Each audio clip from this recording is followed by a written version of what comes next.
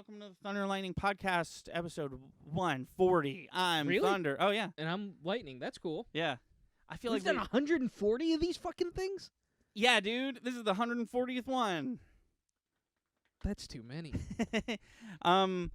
If you're wondering why this YouTube video you're watching is like 20 minutes long, it's because we both are in a hurry and didn't have much to talk about, but we didn't have nothing to talk about, so we wanted to check in.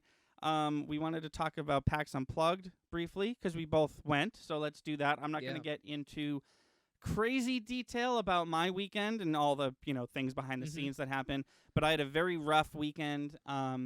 This is not a secret. I was working the convention. I had to run the convention by myself. Reasons why don't matter, but it was a tough weekend for me. Yeah. I didn't do nothing. I bought some stuff. I did some exploring, but I want you to talk mostly about your Sure. what happened at PAX Unplugged with you. So, me and Pauline decided we were going to go down for a day. Can I talk about the stuff that... Can I talk about Sunday and how we were able to enter the convention? Oh, yeah. Okay. Yeah. So, yeah. Yes, of course. Yeah. Okay. We didn't do anything wrong. No, we didn't. That's where when I just paused right now, I was like, that's what was me evaluating what we did wrong. We did nothing wrong. Okay. So, me and Pauline decided we were going to go down Saturday. And Anthony texts us, and he's like, "Hey, I know you guys are only staying for one day, but I do have exhibitor passes that you could use to get in on Sunday." And we were like, all right. I mean, they're not. Nobody's claiming them. Nothing's gonna happen with them. I felt kind of bad because I was gonna offer you exhibitors passes like months ago, but I was like, I don't feel comfortable doing that because like 3 coworkers, me, and then you guys. That's all the passes. Who knows what my boss wants to do? Sure. I just didn't know what the situation was gonna be. I but when it turned I would have out, never expected that anyway. Right. And then you like.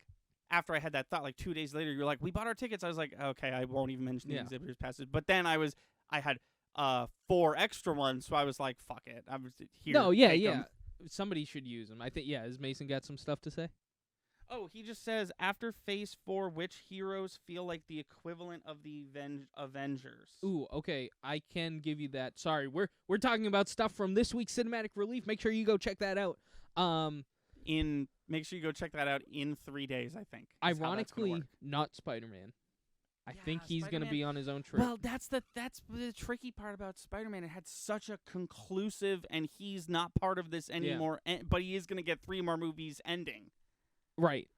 Well, no, he's got more in the tank. There's more things happening with Spider-Man. Nobody knows who he is. Right. No, I know that, but like as far as like who we think's going to be in this new Avengers. Oh, well, right. So, definitely Black Panther, definitely Shang-Chi, definitely Miss Marvel, definitely Doctor Strange, definitely Captain Marvel, I think. Yes, of course. Even though she really didn't appear in this. Thor, no. I don't think Thor will be in the... I wouldn't be, even if there is or isn't a new Thor movie, I wouldn't be upset if Thor still kind of kept doing his own thing. Yeah, and I weirdly suspect the that's what's opposite gonna thought happen. of what we had with Black Panther, but Thor has been like the cornerstone of like allow me to wrap this together. He's been such a pivotal part since the beginning. Right. He can afford to, if not even do, like, here's the thing, if Thor's hanging out in space for 2.5 movies of him doing that, I'm going to be like, okay, but do something. Right. But if Thor's out there interacting with Captain Marvel and the Guardians on and off, sure, do whatever you're going to do. Captain America. Oh, duh, Captain America and Bucky. I feel like Bucky never really got to be an Avenger. I think he's going to get to be now. Well, Bucky's in the Thunderbolts, isn't he? Oh, okay. Yeah. So there you go. So he is doing his own thing. There was one more... Deadpool. What do we think? Don't mention Deadpool, please. I'll cry. What do we think about Cersei from the Eternals? Not in Phase 5. Okay. I think she'll show up in Phase 5. I don't think she'll be like part of the gang. Part of the gang. Yeah. And then there was one more. I was going to mention. If I can't think of it, then I won't. What the fuck just came out? No, I don't know. It's Moon gone. Knight? Sorry. I don't think not he will Moon be. Knight. I don't care about Moon Knight. Wanda and or Vision. Wanda's probably not. Wanda, I don't know what. Wanda's definitely still alive. Vision's out there, but it's like white, emotionless Vision. All white. Yeah, I don't know. That's an interesting question. To get back to PAX Unplugged. Yeah, go for it. So we wake up at 4:30 in the morning because it's a 5-hour drive. Yeah, We get and that was quite a drive. So, man, where do I begin? Massachusetts was a breeze. New York, we were in it for like 5 seconds. It felt yeah, like, that always happens. but it was the most stressful 5 seconds of the whole trip. Then we get to New Jersey, and it immediately smelled like garbage, like bad. It didn't smell good. I wonder why. I don't know. We were driving through, and I was like, I guess the rumors are fucking true. Like this place. This place is a literal garbage dump. Yeah, it smells like. And then so we're driving, I think we spanned the whole state in a straight line, but it was just really depressing. It had a bunch of like turn of the century industrial vibes to it. I thought you were referring to just the smell. Yeah. Oh no, it was just like there was just power lines overhead. That's all we could see. In old rundown buildings. A lot of like, why would anyone want to live here vibes. Seemed like nobody lived there. It gave off New Jersey's just a myth that the government, like, it's not. It's a well-known secret that troll hunter where they're like, oh, the power grid happens here, but it's really to keep giants inside. and he's like, didn't you ever notice that the power doesn't feed into anything? Yeah, it doesn't go anywhere. Yeah, it's just like a well-known secret that New Jersey is just a wasteland and no one no one actually lives there. That's funny. I didn't get to experience anything from New Jersey because we didn't. There literally was no New Jersey to we experience. literally like drove for like an hour and a half through New Jersey, and then we're like, okay, well, here's the turn for Pennsylvania. Bye. And then so the con opened at 10, right? I swear to God, we got in line at like 10:09. I was so proud of us. Nice. Because just to time that out. We got in, and I could not believe the tables. Yeah, so like it was like a mile of tables. Like a good, I'd say third, maybe even almost a half of the convention floor was just tables for you to sit on and play the board games you just bought. Yeah. Which is really cool. But there was also tables designated to like, hey, we have a DM. Yeah. Sit down and play Dungeons and Dragons. But like, I didn't come there for that. The reason I'm here is because I want to expand my already established group's experience of Dungeons and Dragons. Yes. I feel like showing up there to play D&D is a waste of time. I can go to my local game shop and play D&D on Thursday night. Oh, right. If you're someone who like doesn't have a group and you're like, I guess I'll go to PAX Unplugged and play. I mean, there's places to play. Yeah. There's places you can go and they will give you a D&D experience. Yeah. I felt like I was like, that's cool, but like I don't want to do that. I wasn't prepared for how many just like games there were, like just card games and shit. I met one of the creators of a Cyanide and Happiness game. Yeah. I won't spoil too much in the video because there's a lot of cool stuff in the video. Right. But there were a lot of interesting, unique vendors as well. I found maybe my favorite ever. You know how in this box, your birthday present, you're like, I said, hey, this is my second favorite minis creator. It was my second because I met my first at that convention. Yeah. Oh my God. I might paint one of his minis. The creator might be in chat when I do that. That would be very cool. Yeah, I was talking it up with him. I'm looking forward to that. There was a lot of cool experiences. We found a cool app that we might even interview the creator for that on. An app that I downloaded and I was like, this app sucks. And then I found like a drop-down menu of stuff and I was like, oh wait. Yeah. I found the app. Yeah. No, there's a lot happening in that app, which is really cool. And that's what you were telling me. You were like, there's a lot happening in this app. I was like, is it just not out yet? Like the stuff he was showing isn't, but it seems like it might be there, definitely. I'm not spoiling that because it's in the video and we might do further stuff with that. Right. So, I won't talk about that too much. How do I put this? It's my fault. It's not the convention's fault. but like I was there for merch, more or less, whatever you want to call it, like minis and stuff like that. Yeah. There were a lot more people trying to sell their indie games than I expected, which I Yeah. have no issue with. Like I said, this was my... But, like, I wasn't interested in that aspect as much as I was the other stuff. Yeah.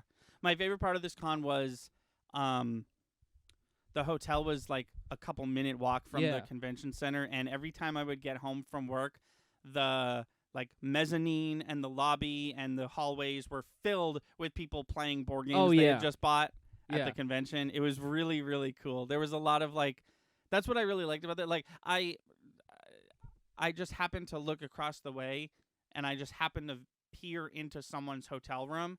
Yeah. Whose windows were open. They weren't in there, but in between the two beds was a a tower stack of board games. I was just like, it was one of those moments where I was like, oh, that's their hotel room. Wait a minute. That's a tower of board games. No, and, like, it wasn't not cool. It's just, like, I was there for two specific things, Pokemon and D&D. Those were the things I was most excited about. Pokemon was a little underwhelming. Yeah, I was going to ask, did you eventually check out what the actual Pokemon booth had to offer? Yeah, and it was cool. They're clearly recruiting new players. Oh, okay. Which is fine. A really good con to do this at. Yeah, absolutely. And it's totally fine. We did walk away with half a pack with, like, one definite V in it. Oh, okay, and cool. a pin for free. Absolutely nothing. Oh, wow. We paid nothing for that entire interaction. That's pretty cool. That's why I was like... I did not know that was happening. That's why I was like, I'm totally fine with everything that happened in that booth, because they charged us nothing and we got an experience. Yeah. So I can't complain. Yeah. But we walk in there, and they're sitting us down, and they're like... the guy was, like, kind of in character, and I liked it.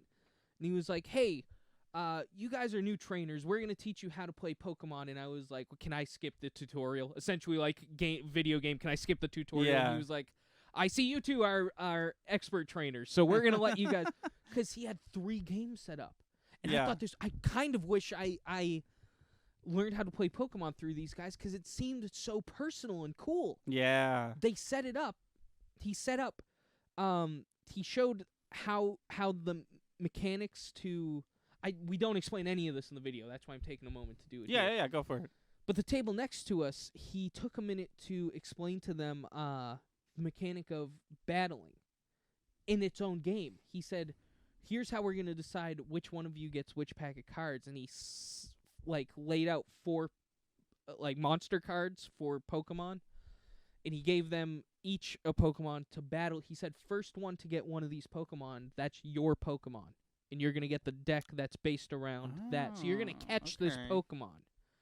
I was like, oh my god, they're catching Pokemon in the card game, which is something you don't do. And I almost it's kind of the one of the only aspects that's in every Pokemon medium, but not the card game. But then they give you that deck of cards. It's that's half a pretty deck. Cool. It's half a deck. Yeah. I'm like, I'm a little like, you could have gave him a deck. No, no. It's free. Because half it's a free. deck. Well, that half a deck is better for learning because there's less going on. 60 cards is a lot to like, and now I'm playing a whole game of this. Like I have to keep track of all these. I agree with the half a deck. Okay. Thing for like first time ever playing Pokemon beginners. But so me and Pauline just played a game of Pokemon, but it was half prize cards. Okay. Now, it seemed like a real cool experience for the people next to us.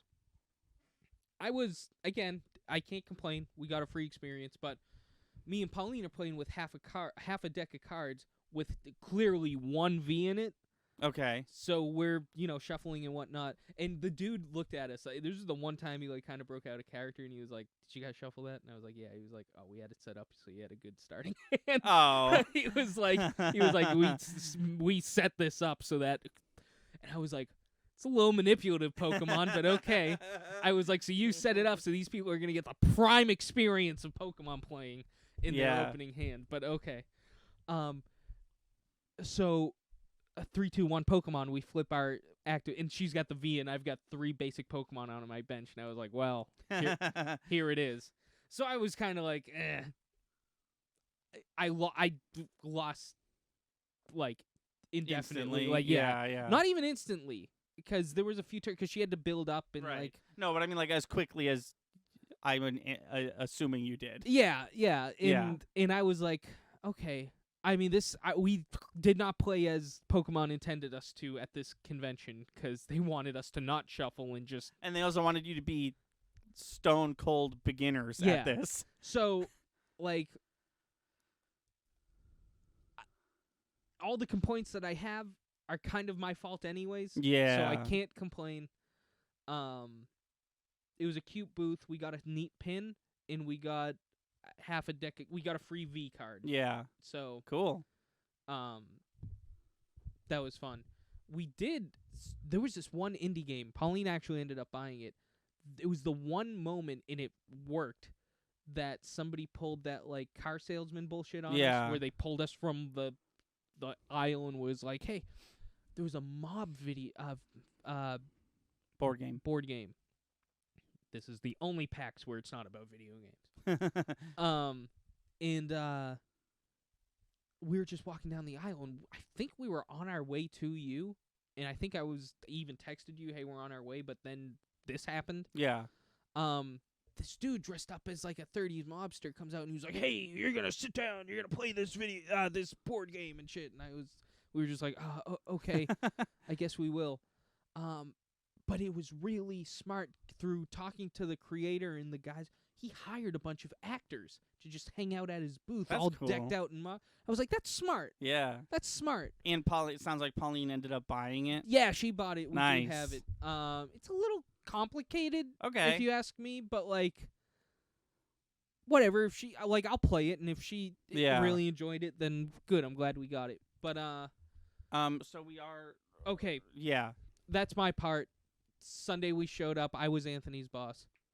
And we had some fun. We got a Philly cheesesteak. That has a fun story to it. Can I tell it real quick? Well, it's in the. Oh, it's in the thing? Vlog, right? Yeah. Oh, it is? Yeah. Okay, then forget it. I won't tell it. Watch the vlog. Watch the vlog when it comes out. Very entertaining story. A lightning food story. And just a little added spice for you to watch the vlog. We did do some fun. Me and Pauline did some fun Philadelphia stuff. Oh, yes. Outside of, yes, I forgot because I obviously PAX. wasn't a part of that. Yeah. Cool. I'm looking forward to seeing that footage. Okay, two things. I need my photos. No, I hit clock. Oh, no. I've already... Just reminding you how much little time we have. Okay, quick James Gunn update. Yes. These are all technically rumors, but it seems to be true. Here's what James Gunn and Peter Safran are doing. Wonder Woman 3, not moving forward. Black Adam 2, unlikely. Man of Steel 2, up in the air, which was very interesting Just like to the me. Man of Steel. Aquaman 2 could be Jason Momoa's swan song, which means that Aquaman 2 is probably like basically done. It's been filming for a while. It's probably his last role as Aquaman. And then it says James Gunn and Peter Safran are making their presentation to WBD next week. Not sure what WBD, what the D is. Yeah. Warner Brothers developers. Developers? Yeah, I don't know. But yeah, so apparently Wonder Woman 3 was like gonna be a thing, but not anymore. I'm not upset. I didn't love Wonder Woman 84. Yeah. And we I all believe know. we do have a new message. Oh, sorry. Is that a wild hypno that I see? Yes, it is, because I'm lurking because I'm playing God of War Ragnarok, have an awesome Nice. stream, and then a bunch of emotes that didn't work. Oh, no. Not his fault. I saw. You know what? Brawl Tournament SGNF used some emotes that didn't work either. I don't know what's broken. I don't know if Twitch is fucking up or if our thing is fucking up. I'll look into that when I get a free minute. Yeah, and then the other thing we wanted to talk about was the Super Mario Brothers movie. It's a me. Because there was don't make any sounds, don't make any noises, okay? Because this trailer, if you haven't seen it, it's all over the fucking place. They gave Donkey Kong a redesign, and then they came after the trailer. They were like, "Did you see that we gave Donkey Kong a redesign?" And I'm just wondering why they chose Donkey Kong to like focus on, because all these fucking characters got a goddamn redesign. Right. So I don't know what that was about. And his wasn't so substantial. He was like the only one I thought they didn't really touch up. Yeah, I don't know what that comment Him was and about, Luigi. but Luigi doesn't look too far off. no, Luigi looks fine. This trailer was all about Peach, which is pretty cool. It seems like she's an actual character now. Um, um, and they do Mario Kart racing in the movie for some reason, and it just made me think, like, I know it's a kids movie, but I just saw that and I was like, what's the point of that? Like, what part of the movie does that take place, and why are it's they? when they're all friends and they're having fun. Why are they doing? I was just so. And you brought up a good point. They're on Rainbow Road, even though they're like on the ground or whatever. It's really weird. So there's a sound that Mario makes. Don't make it, because we're gonna have a little fun with this. Everyone who can hear the sound of my voice, whether you're watching on Twitch or YouTube or whatever, there's a sound that Mario makes. Just go ahead and make it out loud. Just casually, just make the sound. The sound that you just made, is the exact energy that Chris Pratt says it with. He's just like, wahoo! Yeah. It really feels like a first take. Oh, yeah. Like, now, my good friend Chris, whose favorite video game of all time is Super Mario 64, do me the honor of giving a really good, like, proper version of it. Yeah, we got a new message. Let me... Ready? Yeah. Wahoo! That was, like, no joke, like 180% better than Chris Pratt's. That was awkward at work. Mason made the sound out loud at his job. Oh, I love it. I'm the mental image of you doing that is really tickling me. I like to think he just did it quietly to himself, but people still heard. He was just sitting there, like, got us in his headphones or whatever, and he's like, woohoo. People were like, what the and fuck? like, what the hell? What is That's great. Yeah, it just fucking sucked, man. I don't know why they got Chris Pratt to do this role.